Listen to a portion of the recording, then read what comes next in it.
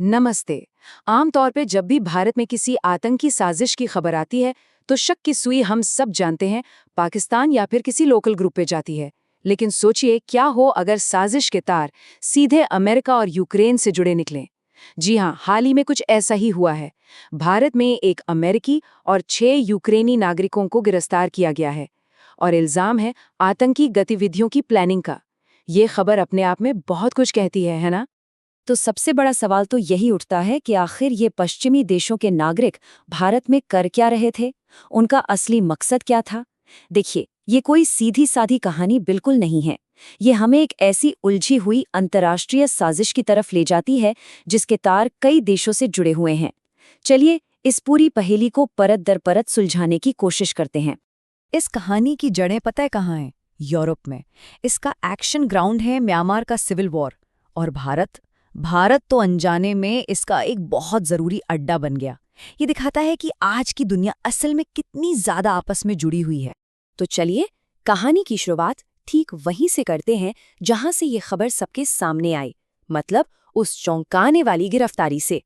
तो हुआ ये कि भारत की जो टॉप इन्वेस्टिगेटिव एजेंसी है, NIA, उसने 6 यूक्रेनियन और एक अमेरिकी नागरिक को गिरफ्तार कर लिया और उन पर UAPA जैसा सख्त कानून लगाया गया है जो आतंकवाद की साजिश के लिए लगता है। लेकिन कहानी में एक बहुत बड़ा ट्विस्ट यहीं पर है। ये कोई वैसी आतंकी साजिश नहीं थी जैसा हम आमतौर पर सोचते हैं। जांच में जो सबसे हैरान करने वाली बात सामने आई वो ये थी कि इन लोगों का टारगेट भारत था ही नहीं। जी हाँ, भारत तो बस एक कह सकते हैं कि एक स्टॉप ओवर था, एक बहुत बड़ी अंतर्राष्ट्रीय साजिश का लॉन्च पैड। इनका काम करने का तरीका देखिए कितना स्मार्ट था। सबसे पहले यूरोप में खरीदे गए हाईटेक ड्रोन्स, फिर ये लोग टूरिस्ट बनकर भारत आए ताकि किसी को जरा भी शक न हो। यहाँ से ये सीधे पहुंचे नॉर्थ ईस्ट इंडिया और फिर बॉर्डर पार करके म्यांमार में चल रहे सिविल वॉर में शामिल होने की फिराक में थे। मतलब साफ है, भारत को सिर्फ एक रास्ते की तरह इस्तेमाल किया जा रहा था। तो सवाल ये है कि म्यांमार में ये लोग आखिर किसकी मदद करने जा रहे थे? जवाब है एथनिक आर्म्ड ग्रुप्स, यानी EAG। अब ये कौन है?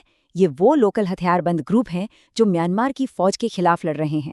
और ये ग्रुप्स भारत की सीमा के पास काफी एक्टिव हैं और अक्सर बाहर से आने वाले लड़ाकों को छिपने और ट्रेनिंग देने में भी मदद करते हैं। ये सिर्फ एक इंटरनेशनल साजिश नहीं थी, बल्कि ये एक हाईटेक साजिश भी थी। चलिए देखते हैं कि कैसे टेक्नोलॉजी ने इस पूरे खतरे को और भी कई गुना बड़ा बना दिया।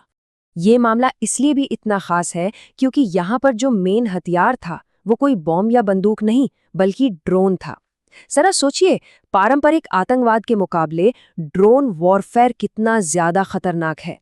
कोई हजारों मील दूर बैठकर बस एक बटन दबाकर एकदम सटीक निशाना लगा सकता है और उसे पकड़ना लगभग नामुमकिन होता है। लेकिन एक सवाल अब भी मन में आता है, दुनिया में इतने सारे देश हैं, फिर इस खतरनाक ऑपरेशन के लिए आखिर भारत को ही क्यों चुना गया? देखिए, भारत को चुनने के पीछे एक सोची समझी रणनीति थी। पहली वजह थी भारत की आसान वीजा पॉलिसी। टूरिस्ट बनकर यहाँ आना और घुल मिल जाना बहुत आसान है। दूसरी वजह नॉर्थ ईस्ट की खुली और मुश्किल सीमाएं, जहां से घुसपैठ करना और बच निकलना आसान है। और तीसरी सबसे बड़ी वजह है भारत की लोकेशन, जो इसे साउथ और साउथ ईस्ट एशिया के बीच एक ब्रिज की तरह बनाती है। इस चुनौती का अंदाजा लगाना है ना, तो बस ये एक आंकड़ा देख लीजिए। सिर्फ मिजोरम राज्य से लगी म्यांमार की सीमा ही 510 किलोमीटर लंबी है और ये पूरा इलाका घनी जंगलों और पहाड़ों से भरा है, जहां हर इंच पर नजर रखना आप खुद सोच सकते हैं कि ये लगभग नामुमकिन है। और देखिए, ये चिंता सिर्फ खुफिया एजेंसियों की नहीं है।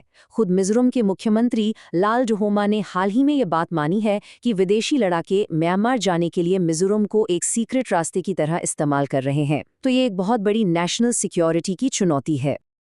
अब जब इतनी बड़ी इंटरनेशनल साजिश का भंडाफोड़ होता है तो जाहिर है कि दुनिया भर से रिएक्शन तो आएंगे ही। चलिए देखते हैं कि इस मामले पर अमेरिका और यूक्रेन ने क्या कहा। इस मामले में यूक्रेन और अमेरिका की जो प्रतिक्रियाएं थीं, उनमें जमीन आसमान का फर्क था। एक तरफ यूक्रेन ने इन गिरफ्तारियों का जोरदार विरोध किया, भारत पर इंटरनेशनल नियमों को तोड़ने का आरोप लगाया और अपने नागरिकों को फौरन छोड़ने की मांग की। वहीं दूसरी तरफ अमेरिका का रवैया बहुत ही नपा-तुला था। उन्होंने गिरफ्तारी की बात तो मानी, लेकिन प्राइवेसी कानूनों का हवाला देकर कोई भी कमेंट करने से बचते रहे। तो ये पूरा मामला एक बहुत बड़ा और ज़रूरी सवाल खड़ा करता है। जब कोई देश खुद निशाना ना हो, बल्कि आतंकवाद के लिए सिर्फ एक रास्ते की तरह इस्तेमाल हो रहा हो, तो वो अपनी सुरक्षा कैसे करे? आज के दौर में जब खतरों की कोई सीमा नहीं होती, तब इंटरनेशनल कोऑपरेशन और बेहतर बॉर्डर मैनेजमेंट ही शायद एकमात्र रास्ता बचता है। ये एक ऐसा सवाल है जिसका जवाब हम सभी को मिलकर खोजना होगा।